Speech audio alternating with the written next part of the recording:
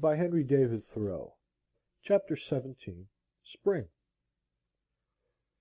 The opening of large tracts by the ice cutters commonly causes a pond to break up earlier, for the water, agitated by the wind, even in cold weather, wears away the surrounding ice. But such was not the effect on Walden that year, for she had soon got a thick new garment to take place of the old. This pond never breaks up so soon as the others in this neighborhood, on account both of its greater depth and its having no stream passing through it to melt or wear away the ice. I never knew it to open in the course of a winter, not excepting that of '52–53, which gave the pond so severe a trial. It commonly opens about the 1st of April, a week or 10 days later than Flint's Pond and Fairhaven, beginning to melt on the north side and in the shallower parts where it began to freeze.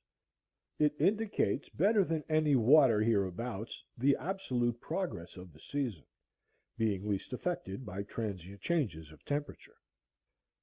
A severe cold of a few days' duration in March may very much retard the opening of the former ponds, while the temperature of Walden increases almost uninterruptedly. A thermometer thrust into the middle of Walden on the 6th of March, 1847, stood at 32 degrees, or freezing point, near the shore at 33 degrees, in the middle of Flint's Pond the same day at 32½ degrees, and a dozen rods from the shore in shallow water, under ice a foot thick, at 36 degrees.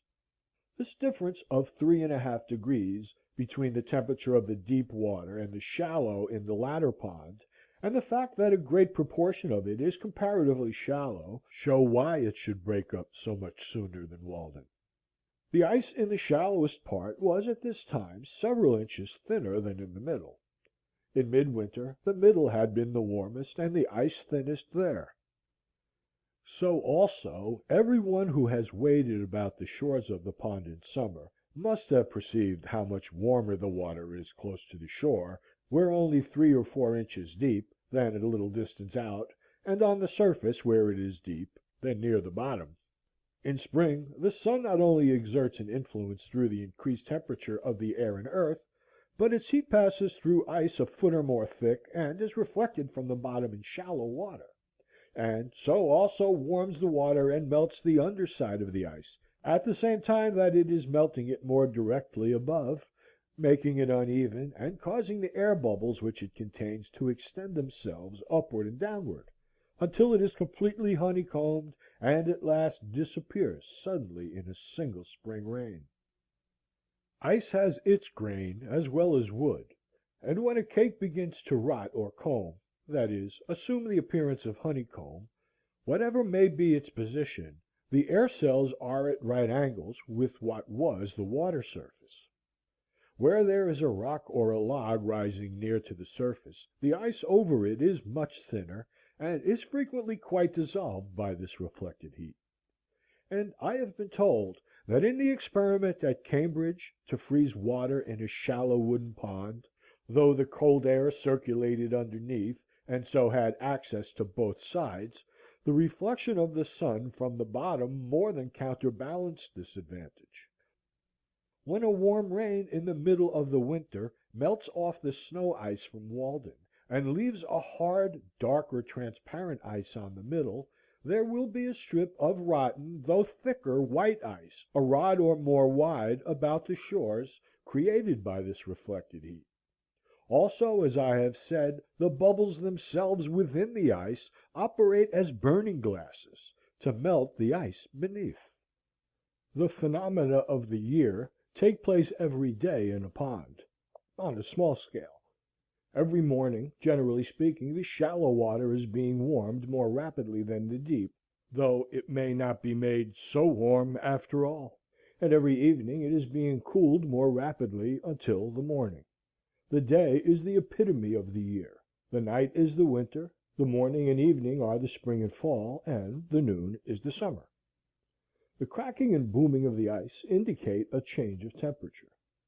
One pleasant morning after a cold night, February 24th, 1850, having gone to Flint's Pond to spend the day, I noticed with surprise that when I struck the ice with the head of my axe, It resounded like a gong for many rods around, or as if I had struck on a tight drumhead.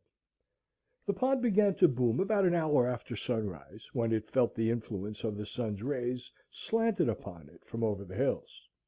It stretched itself and yawned like a waking man, with a gradually increasing tumult, which was kept up 3 or 4 hours. It took a short siesta at noon, and boomed once more toward night, as the sun was withdrawing his influence. In the right stage of the weather a pond fires its evening gun with great regularity; but in the middle of the day, being full of cracks, and the air also being less elastic, it had completely lost its resonance, and probably fishes and muskrats could not then have been stunned by a blow on it. The fishermen say that the thundering of the pond scares the fishes and prevents their biting. The pond does not thunder every evening, and I cannot tell surely when to expect its thundering; but though I may perceive no difference in the weather, it does. Who would have suspected so large and cold and thick skinned a thing to be so sensitive? Yet it has its law to which it thunders obedience when it should, as surely as the buds expand in the spring. The earth is all alive and covered with papillae. The largest pond is as sensitive to atmospheric changes as the globule of mercury in its tube. One attraction in coming to the woods to live was that I should have leisure and opportunity to see the spring come in. The ice in the pond at length begins to be honeycombed, and I can set my heel in it as I walk. Fogs and rains and warmer suns are gradually melting the snow. The days have grown sensibly longer, and I see how I shall get through the winter without adding to my wood pile, for large fires are no longer necessary.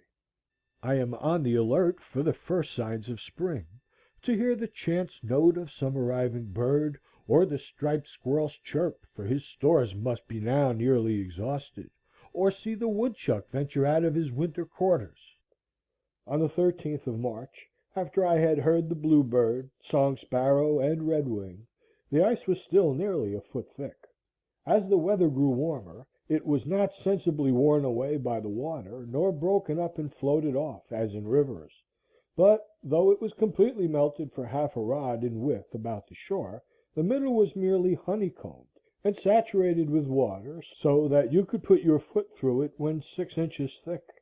But by the next day evening, perhaps, after a warm rain, followed by fog, it would have wholly disappeared, all gone off with the fog, spirited away. One year I went across the middle only 5 days before it disappeared entirely.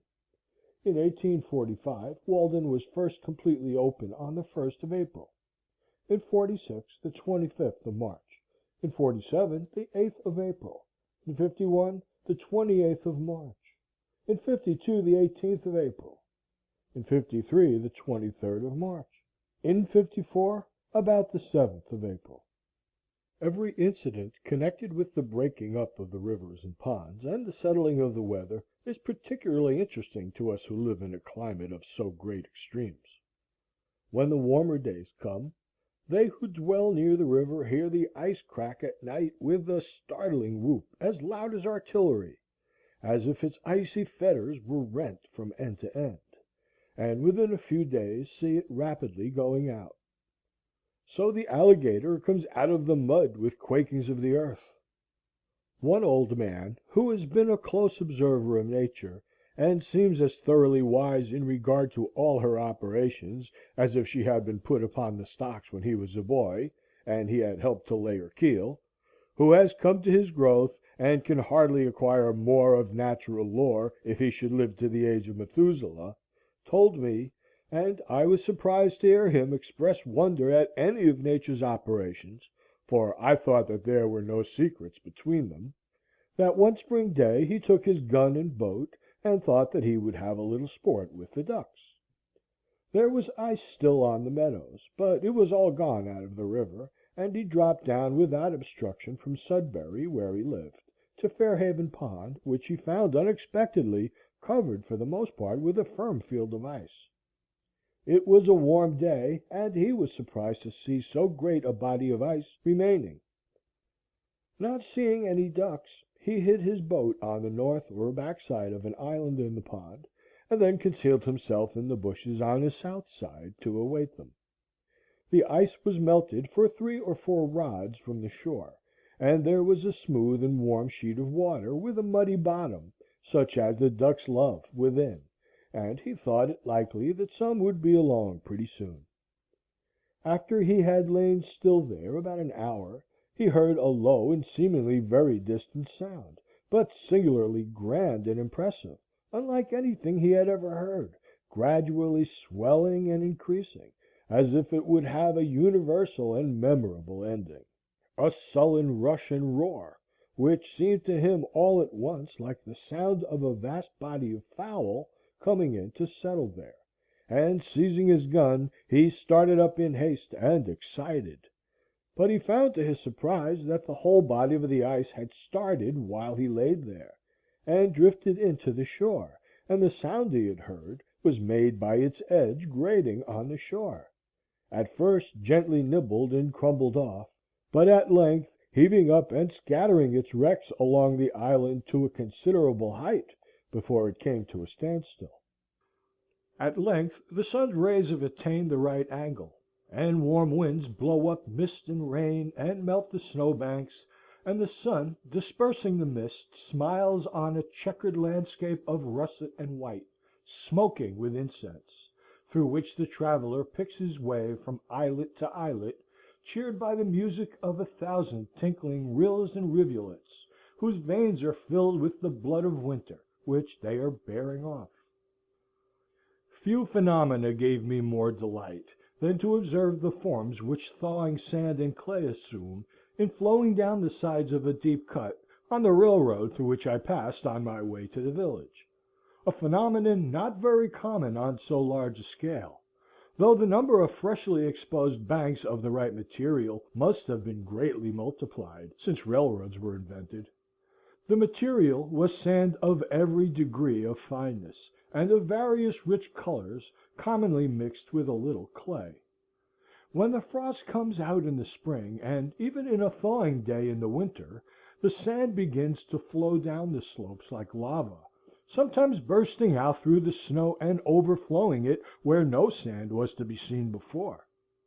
Innumerable little streams overlap and interlace one with another, exhibiting a sort of hybrid product, which obeys half-way the laws of currents and half-way that of vegetation. As it flows, it takes the forms of sappy leaves or vines, making heaps of pulpy sprays a foot or more in depth, and resembling, as you look down on them, the laciniated, lobed, and imbricated thalluses of some lichens. Or you are reminded of coral, of leopard's paws or bird's feet, of brains or lungs or bowels, and excrements of all kinds.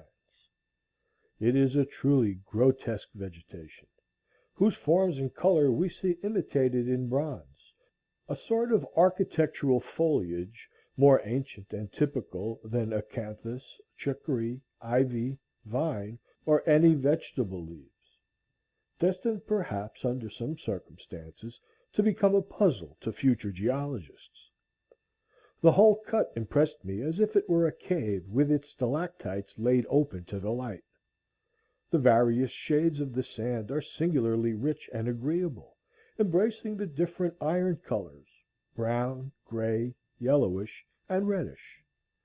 When the flowing mass reaches the drain at the foot of the bank, it spreads out flatter into strands, the separate streams losing their semi-cylindrical form and gradually becoming more flat and broad, running together as they are more moist, till they form an almost flat sand, still variously and beautifully shaded, but in which you can trace the original forms of vegetation, till at length in the water itself they are converted into banks, like those formed off the mouths of rivers, and the forms of vegetation are lost in the ripple marks on the bottom.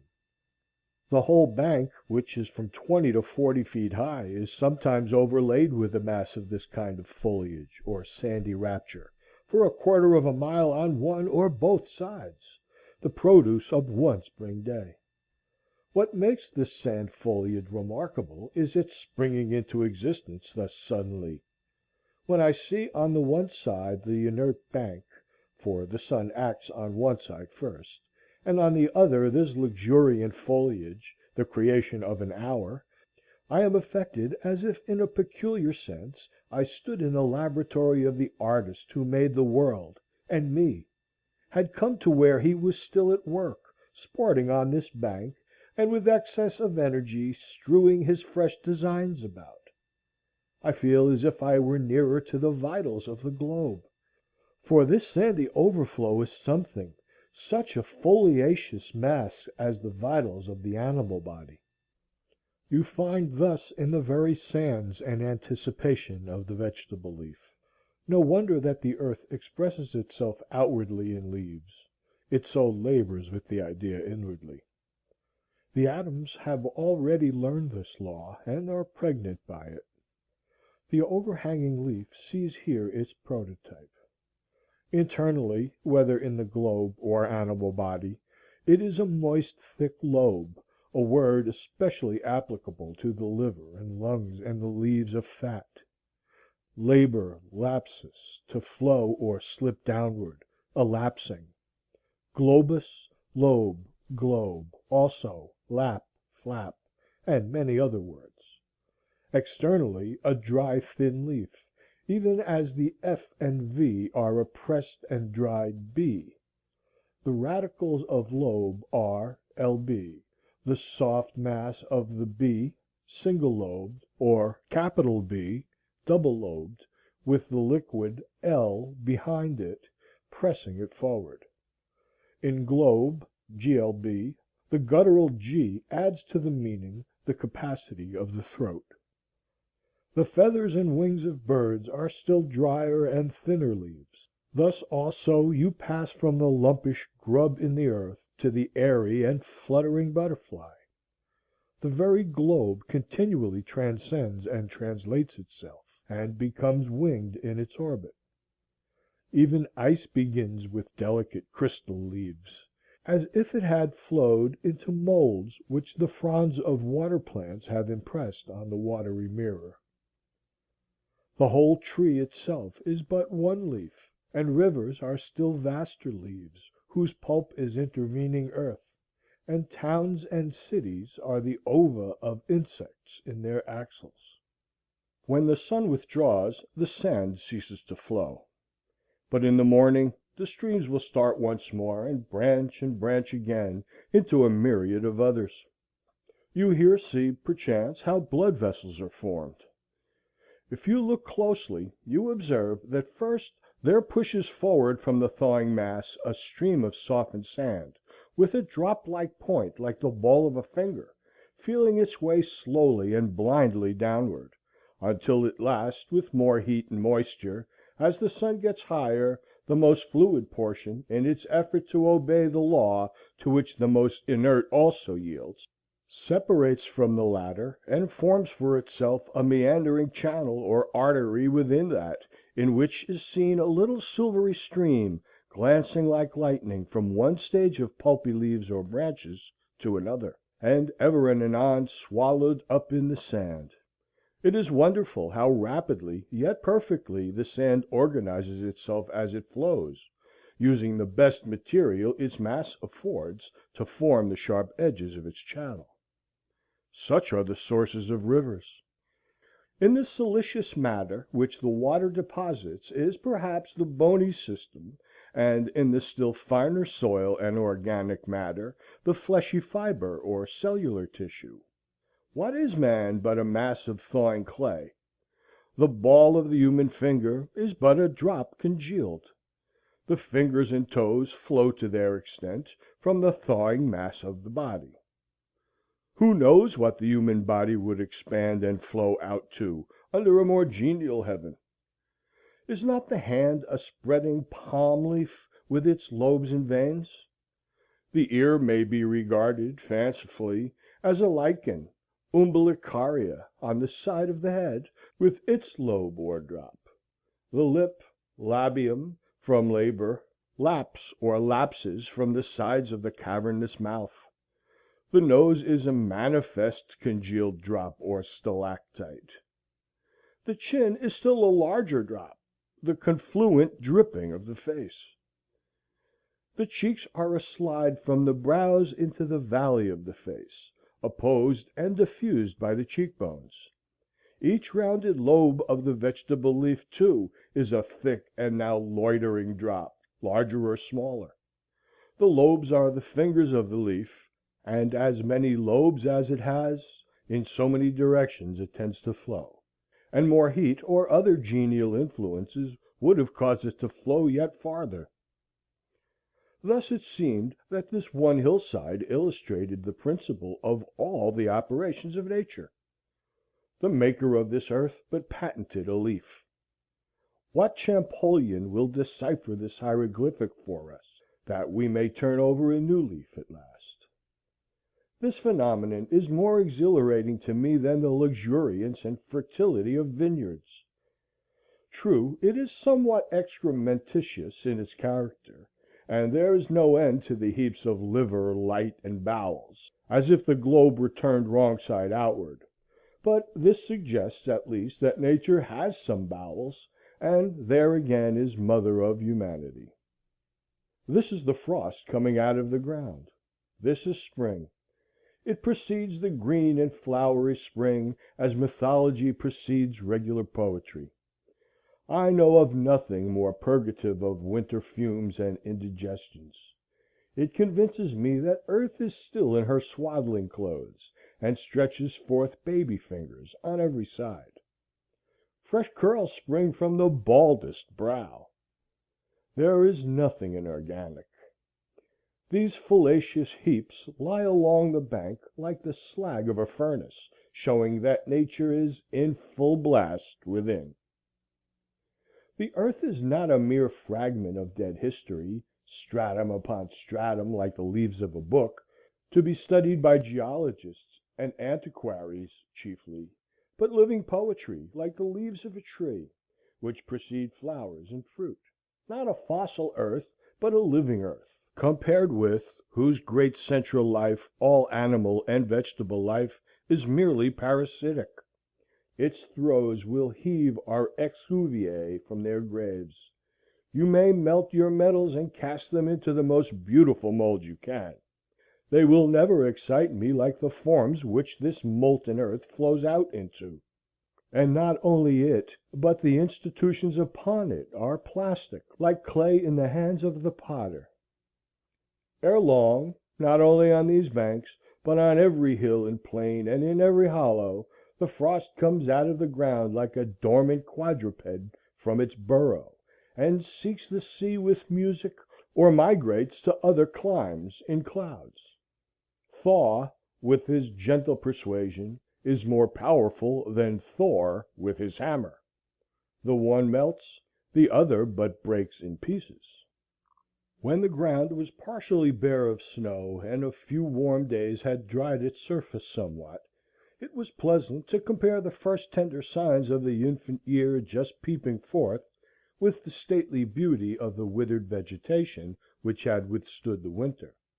Life everlasting, goldenrods, pinweeds, and graceful wild grasses, more obvious and interesting frequently than in summer even, as if their beauty was not ripe till then. Even cotton grass, cattails, mulleins, johnswort, hardhack, meadowsweet, and other strong-stemmed plants, those unexhausted granaries which entertain the earliest birds, decent weeds, at least, which widowed nature wears. I am particularly attracted by the arching and sheaf-like top of the wool grass. It brings back the summer to our winter memories, and is among the forms which art loves to copy, and which in the vegetable kingdom have the same relation to types already in the mind of man that astronomy has. It is an antique style, older than Greek or Egyptian. Many of the phenomena of winter are suggestive of an inexpressible tenderness and fragile delicacy. We are accustomed to hear this king described as a rude and boisterous tyrant, but With the gentleness of a lover he adorns the tresses of summer. At the approach of spring the red squirrels got under my house, two at a time, directly under my feet as I sat reading or writing, and kept up the queerest chuckling and chirruping and vocal pirouetting and gurgling sounds that ever were heard.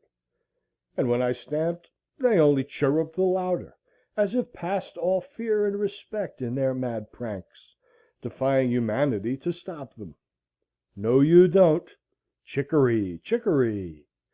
They were wholly deaf to my arguments, or failed to perceive their force, and fell into a strain of invective that was irresistible. The first sparrow of spring! The year beginning with younger hope than ever. The faint silvery warblings heard over the partially bare and moist fields from the bluebird, the song sparrow, and the redwing, as if the last flakes of winter tinkled as they fell. What at such a time are histories, chronologies, traditions, and all written revelations? The brooks sing carols and glees to the spring. The marsh hawk, sailing low over the meadow, is already seeking the first slimy life that awakes. The sinking sound of melting snow is heard in all dells, and the ice dissolves apace in the ponds. The grass flames up on the hillsides like a spring fire. Et primitus auditur herba imbribus primoribus evocata, as if the earth sent forth an inward heat to greet the returning sun. Not yellow, but green is the color of its flame. The symbol of perpetual youth, the grass blade, like a long green ribbon, streams from the sod into the summer, checked indeed by the frost, but anon pushing on again, lifting its spear of last year's hay with the fresh life below. It grows as steadily as the rill oozes out of the ground. It is almost identical with that, for in the growing days of June, when the rills are dry, the grass blades are their channels, and from year to year the herds drink at this perennial green stream, and the mower draws from it betimes their winter supply. So our human life but dies down to its root, and still puts forth its green blade to eternity. Walden is melting apace. There is a canal 2 rods wide along the northerly and westerly sides, and wider still at the east end. A great field of ice has cracked off from the main body. I hear a song sparrow singing from the bushes on the shore. Olit, olit, olit, chip, chip, chip, chit-char, che-whiss, whiss, whiss. He too is helping to crack it. How handsome the great sweeping curves in the edge of the ice, answering somewhat to those of the shore, but more regular. It is unusually hard, owing to the recent severe but transient cold, and all watered or waved like a palace floor. But the wind slides eastward over its opaque surface in vain, till it reaches the living surface beyond. It is glorious to behold this ribbon of water sparkling in the sun, the bare face of the pond full of glee and youth, as if it spoke the joy of the fishes within it, and of the sands on its shore. A silvery sheen, as from the scales of a leuciscus, as it were all one active fish. Such is the contrast between winter and spring. Walden was dead, and is alive again. But this spring it broke up more steadily, as I have said. The change from storm and winter to serene and mild weather, from dark and sluggish hours to bright and elastic ones, is a memorable crisis which all things proclaim. It is seemingly instantaneous at last. Suddenly an influx of light filled my house, though the evening was at hand, and the clouds of winter still overhung it, and the eaves were dripping with sleety rain. I looked out the window, and lo, where yesterday was cold gray ice, there lay the transparent pond, already calm and full of hope as in a summer evening, reflecting a summer evening sky in its bosom, though none was visible overhead, as if it had intelligence with some remote horizon. I heard a robin in the distance. the first I had heard for many a thousand years, methought whose note I should not forget for many a thousand more. The same sweet and powerful song as of yore. Oh, the evening robin at the end of a New England summer day! If I could ever find the twig he sits upon! I mean the twig. This, at least, is not the Turdus migratorius. The pitch pines and shrub oaks about my house, which had so long drooped, suddenly resumed their several characters, looked brighter, greener, and more erect and alive, as if effectually cleansed and restored by the rain. I knew that it would not rain any more. You can tell by looking at any twig of the forest; ay, at your very wood pile, whether its winter is past or not. As it grew darker, I was startled by the honking of geese flying low over the woods, like weary travelers getting in late from southern lakes, and indulging at last in unrestrained complaint and mutual consolation. Standing at my door, I could hear the rush of their wings. When driving toward my house, they suddenly spied my light, and with hushed clamor wheeled and settled in the pond. So I came in and shut the door, and passed my first spring night in the woods. In the morning I watched the geese from the door through the mist, sailing in the middle of the pond, 50 rods off, so large and tumultuous that Walden appeared like an artificial pond for their amusement. But when I stood on the shore, they at once rose up with a great flapping of wings at the signal of their commander, and when they had got into rank, circled about over my head, 29 of them, and then steered straight to Canada with a regular honk from the leader at intervals, trusting to break their fast in muddier pools. A plump of ducks rose at the same time, and took the route to the north in the wake of their noisier cousins.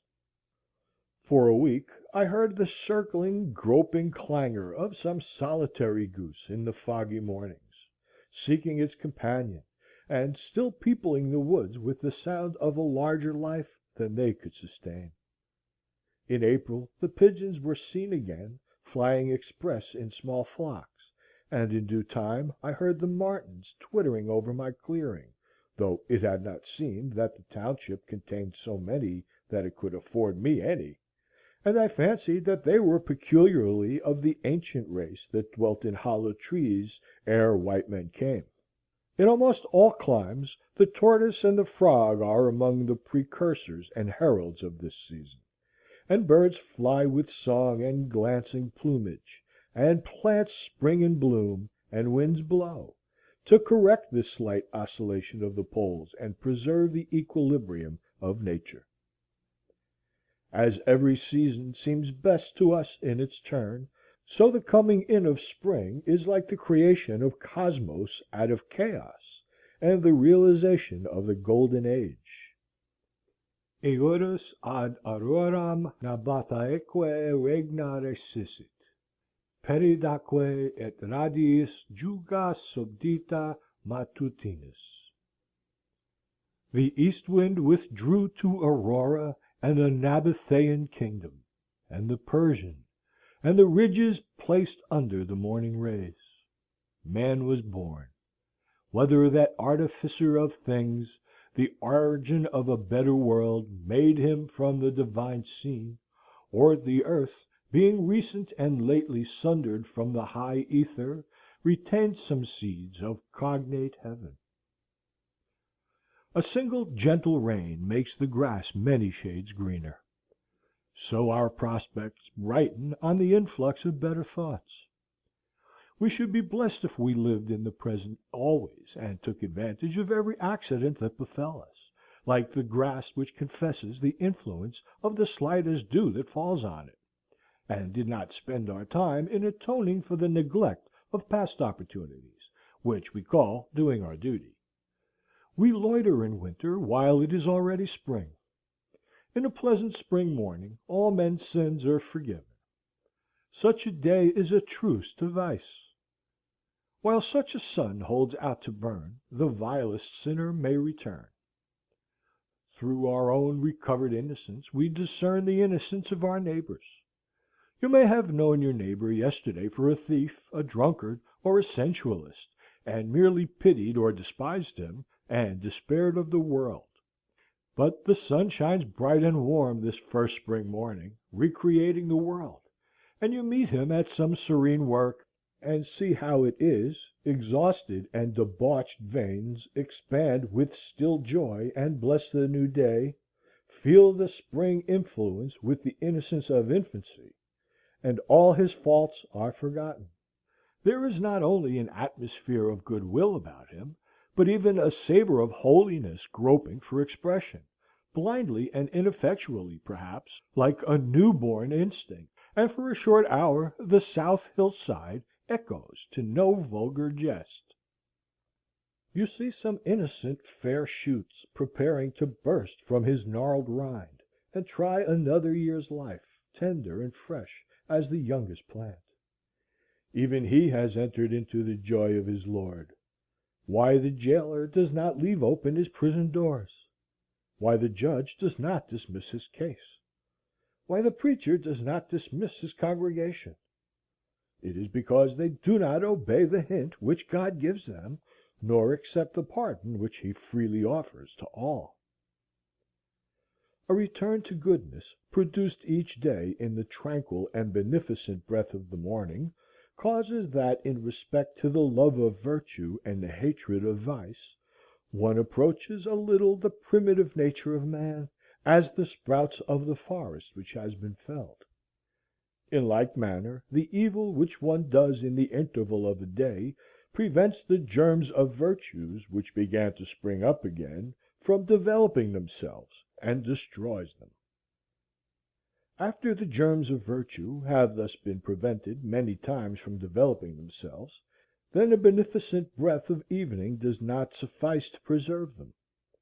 As soon as the breath of evening does not suffice longer to preserve them, then the nature of man does not differ much from that of the brute. Men, seeing the nature of this man like that of the brute, think that he has never possessed the innate faculty of reason. Are those the true and natural sentiments of man? The golden age was first created, which without any avenger, spontaneously without law, cherished fidelity and rectitude. Punishment and fear were not, nor were threatening words read on suspended brass, nor did the suppliant crowd fear the words of their judge, but were safe without an avenger. Not yet the pine felled on its mountains had descended to the liquid waves that it might see a foreign world, and mortals knew no shores but their own. There was eternal spring, and placid zephyrs with warm blasts soothed the flowers born without seed. On the 29th of April, as I was fishing from the bank of the river near the 9-acre corner bridge, standing on the quaking grass and willow roots where the muskrats lurk, I heard a singular rattling sound, somewhat like that of the sticks which boys play with their fingers.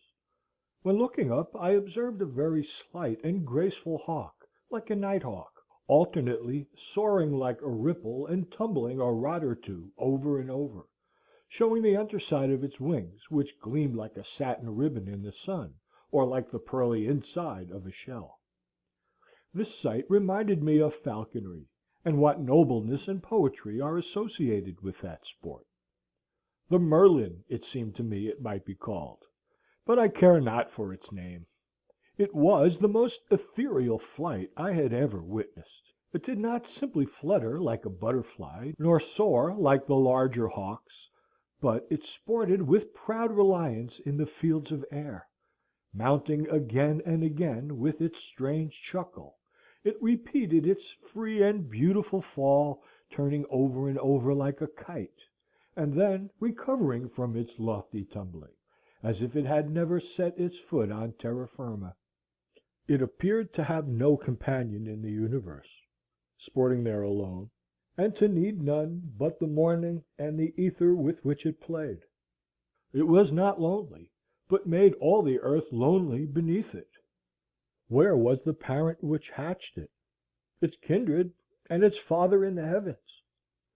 The tenant of the air, it seemed related to the earth but by an egg hatched sometime in the crevice of a crag. Or was its native nest made in the angle of a cloud, woven of the rainbow's trimmings and the sunset sky, and lined with some soft midsummer haze caught up from earth, its eyrie now some cliffy cloud?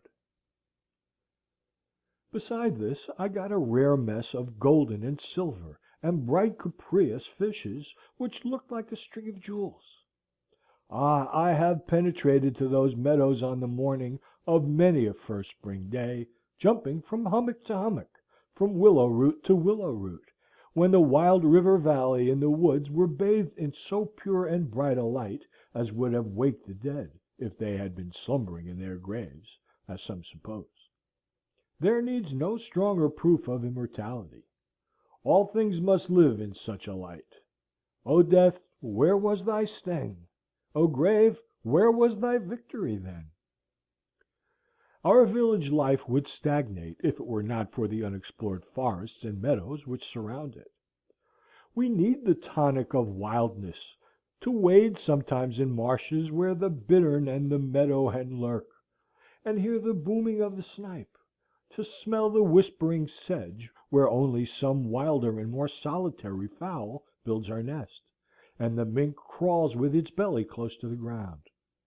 At the same time that we are earnest to explore and learn all things, we require that all things be mysterious and unexplorable, that land and sea be infinitely wild, unsurveyed and unfathomed by us, because unfathomable. We can never have enough of nature. We must be refreshed by the sight of inexhaustible vigor, vast and titanic features, the sea-coast with its wrecks, the wilderness with its living and its decaying trees, the thunder-cloud and the rain which lasts 3 weeks and produces freshets. We need to witness our own limits transgressed, and some life pasturing freely where we never wander.